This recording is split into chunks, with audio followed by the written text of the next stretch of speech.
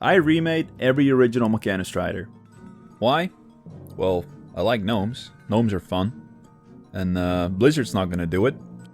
I began by modeling the basic version, making it from scratch. Firstly, because it's good practice for me, and secondly, it's easier than trying to salvage what you're left with after removing the textures from the original. As always, I started with simple shapes, blocking out the base of the model before gradually working my way into more and more detail. I'm going for a good bit higher res than the original. For this reason, I was going to be adding some small elements just to fill in the design a little bit. Little nuts and bolts, breaking up some of the shapes a little bit, etc. I wanted to be very careful not to go overboard with this, keeping the additions to a minimum, because it's important to me to make sure that my remakes stay true to their predecessor. I want to make a tribute to the original artwork, not pull an Amazon on it. When studying the model, I noticed they have an inverted normal in the right toe. In layman's terms, that's a polygon facing the wrong way, which means it's only visible when you view it from what is supposed to be the backside rather than the front.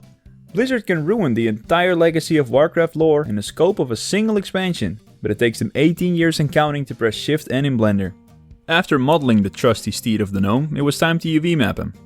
I wanted to keep room in there for all the parts that will be added later on when I make the 100% speed one. A lot of parts are the same between both versions. If I left the UV layout for these parts the same, simply placing the unique components in the rest of the UV space, I could just reuse the texture of the overlapping parts rather than having to paint those bits twice. Having left myself absolutely enough space for all the parts that will be added in the epic version, I moved on to the moment to make it all count. Texturing. In an attempt to honor my source material, I decided I was going to brutally butcher the WoW art style for this model. Now, I'm pretty new to hand painting textures, but I'm not new to painting, and I'm not new to failure. So after spending some time looking at Mechagon models, trying to get a feel for the art style, and after that got boring, I had nothing holding me back and I gave it a shot. And to my surprise, it didn't go that bad. I started off just painting some basic values, some lights, some darks, some in-betweens, the occasional cheeky glance back at some more WoW textures. Slowly but surely, the piece began to take shape. Part of Blizzard's art style is that the textures don't look too perfect. Rather than having everything be completely smooth, they often have some element of roughness in them, having visible brushstrokes, etc. For my remake, I wanted to replicate this effect. Blizzard's art department would be unlikely to waste their piss on me in a fiery blaze, so my chances of acquiring Blizzard's brushes were looking slim. So I made my own. If you're a fellow artist and are wondering about these brushes, well, don't. After painting in my basic values, I got to work on some deeper lights and darks. Getting the highlights to look right was the main challenge here. It's something that's very easy to overdo and very easy to underdo. Blizzard continues their cartoony, chunky proportions in their textures, so I tried my best to do the same. In the process of trial and error, I continued to stumble towards an end result that I wasn't at all unhappy with. Texturing the Mechanostrider trained my Ctrl-Z muscle memory the way that writing it trains my Ctrl-S muscle memory, but fuck it, it was working. The non-epic version of this mount is 4 color variants. The way that I approached the texturing was to first focus on values, blacks and whites, and then to worry about getting it into the right colors. Something that Blizzard is famous for doing well is using color accents. I am not famous at all, so my attempt at this boiled down to creating a layer of blotches, for which I also made a brush, that I would use to replicate a Blizzardy effect, along with tweaking the different layers of the texture into slightly different hues, breaking up the flat color.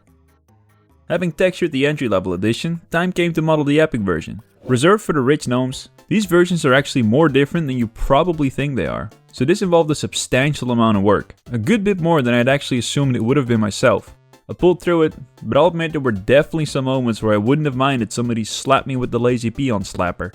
I redid the head, added the wings, the backside, what I am not sure what it is, although I have my suspicions, the little toot toot, the mirror, the new pipes, and the platy things, and there is a happy Mechanostrider.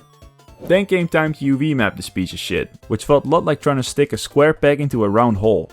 I'd left some space in the UV map of the 60% one for all the components of the 100% one, but I'd underestimated the space I would need for this by approximately a lot.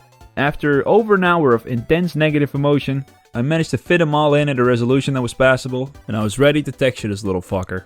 The first thing I did when I loaded this boy into Substance Painter was remember that all this effort was absolutely pointless, because in Substance Painter, brush strokes are saved in the 3D space, not the UV space. So a wildly different UV layout would have been not a problem whatsoever, because Substance Painter would have just projected the textures onto the polygons wherever they were in the UV map. This also meant that, since the model of the 100% version is different, the brushstrokes were applied to the model in a way that I could only describe as exceptionally fucky. What is convenient is that this issue could be circumvented by exporting the layers from Substance Painter and re-importing them as 2D images. What is profoundly inconvenient is that I only found out about this after spending a solid hour and a half manually cleaning the whole thing up. It's fun to learn, kids. Being persistent in my will to live, I ignored the fact that the past couple of hours of my life had ever happened, and I got to work, texturing all the new parts added in the Epic version one by one. Like I said, the unique parts actually take up a very sizable chunk of the whole thing, and I'm honestly a little bit amazed at the extra effort they put into the Epic version of this mount. Compare that to what Blizzard does nowadays, where they take an animal already in the game, slap a saddle on its back, or not, and recolor it 48 times. Blizzard had some love for the gnomes back then. Since brushstrokes are saved in a 3D space, as my Substance Painter file filled up, it got laggy. As in bad. Every time that I switched layers, I had to sit there and watch it try to remember what the layer looked like again for a solid 30 seconds before I could do whatever I wanted to touch up on. Towards the later stages of the process, this started eating up a significant chunk of my time. And I'd be lying to deny that towards the very end, I didn't flirt with thoughts of chewing off my right arm just so I would have an excuse to stop. I didn't though. I was too scared.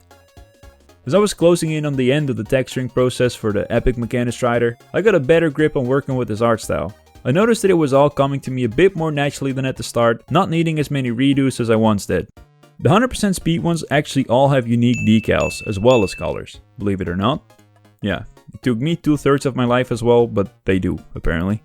This added more work to the list, but if this was about efficiency, you'd be watching me redo the Stormwind mailbox or making a custom peppy or some shit. I replicated the original paint job somewhat as good as I could. For the white Mechanostriders decals, I traced the shape in Photoshop, turned it into a brush and imported that brush in a Substance Painter. For the other ones, I just did a lot of clicking. When I first set out, I honestly did not expect to get this close to the Warcraft look. I thought I was going to be more of a dumpster fire, if I'm going to be honest, but you know, here it is.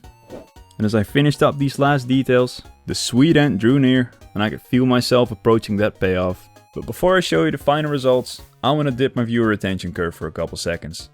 This video was a lot of work to make. Think of the equivalent of a work week and a half. If I could do this full time, boy I would. But I have 82 subscribers and I'm too ugly to get a sugar daddy. If you enjoy this content and would like to support me, it would help me immensely by dropping a like, subscribing to my channel, and ringing the notification bell. Now get ready for the moment we've all been waiting for. I hope. I'd be lying to say that I wasn't damn proud of this one. I present to you, staple of Warcraft Gnomes, the new and updated Mechanostriders.